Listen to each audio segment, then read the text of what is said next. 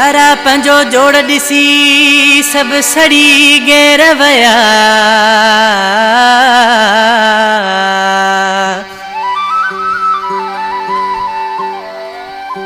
ओठरी नेण पया अवां खे दिसी फयाज़ आमड़ो चे फयाज़ आमड़ो सुजावल खां जेको शहबाज़ आमड़े नंढड़ो भाई ये गीत है मुझे प्यारो भाई अदा शहबाज़ आमड़ो जिन मूं पहिरियां भी गीत गायो ऐं वधीक फरमाइश सुजावल खां सरदार माई खान आमड़ो जुनेद अली आमड़ो मुनीर अहमद आमड़ो अशरफ आमड़ो खादिम हुसैन आमड़ो अब्दुल लतीफ़ आमड़ो तुफैल अहमद आमड़ो रज़ा खासकेली नियाज रायमो ने फरमाइश कामरान भट्टी जफर शोरो दीदार मला अली नवाज कनाती फरमाइश अयाज मेमण नादर भट्टी ऐं मिठू लाशारी ने फरमाइश है अदा कासिम गाओ मुझे प्यारो भाई उन्हें खास फरमाइश टंडवादम खां आशिक छा तो चे हसनैन नरजानी ओ सजी दुनिया मुझी दुश्मन पर मूंखे न कंहिंजी परवाह ओ सजी दुनिया मुझी दुश्मन पर मूंखे न कंहिंजी परवाह अल्लाह साईं हयाती तो के दे मूंखे तुंहिंजो सुहिणा साथ खपे कंदा साड़ सड़िया ही पान खे छा सजी दुनिया मुझी दुश्मन पर मूंखे न कंहिंजी परवाह अल्लाह साईं हयाती तो के दे मूंखे तुंहिंजो सुहिणा साथ खपे कंदा साड़ सड़िया ही पान खे छा सजी दुनिया मुझी दुश्मन पर मूंखे न कंहिंजी परवाह सजी दुनिया मुझी दुश्मन पर मूंखे न कंहिंजी परवाह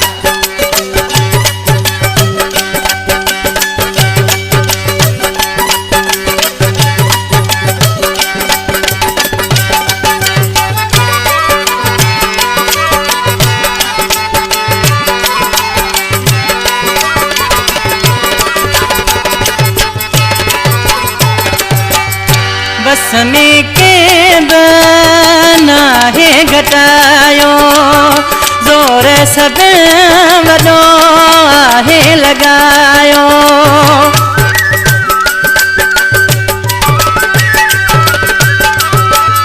बस में के बना है घटायो जोर सब वॾो आहे लगायो ही सजन जेके पैजाए ऐं केर तो पान के बाए मिठा हाँ सजी कबर इहा पान खे सजी दुनिया मुझी दुश्मन पर मूंखे न कंहिंजी परवाह ओ सजी दुनिया मुझी दुश्मन पर मूंखे न कंहिंजी परवाह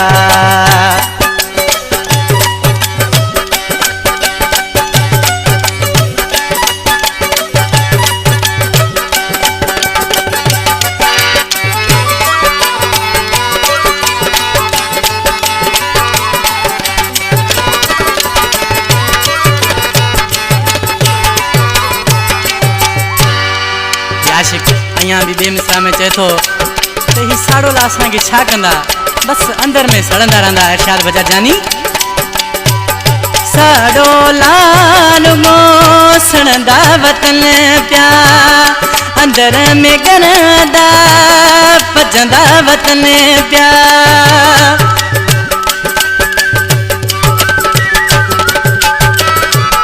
साड़ोला रुगो सड़ंदा वतन पिया अंदर में गरंदा पचंदा वतन पिया ही इज्जत मूंखे अलावा ॾिनी ॻाल्हि तिन खे लॻी साहे ॾुखी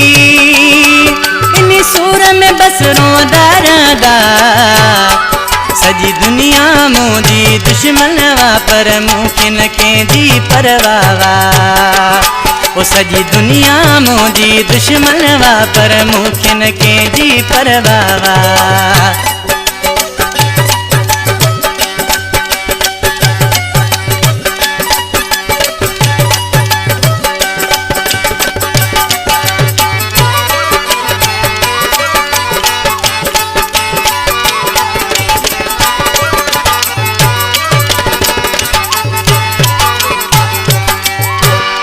थी चवे खणी हाणे क्लेश शहबाज़ मां वञी बेलो वसाया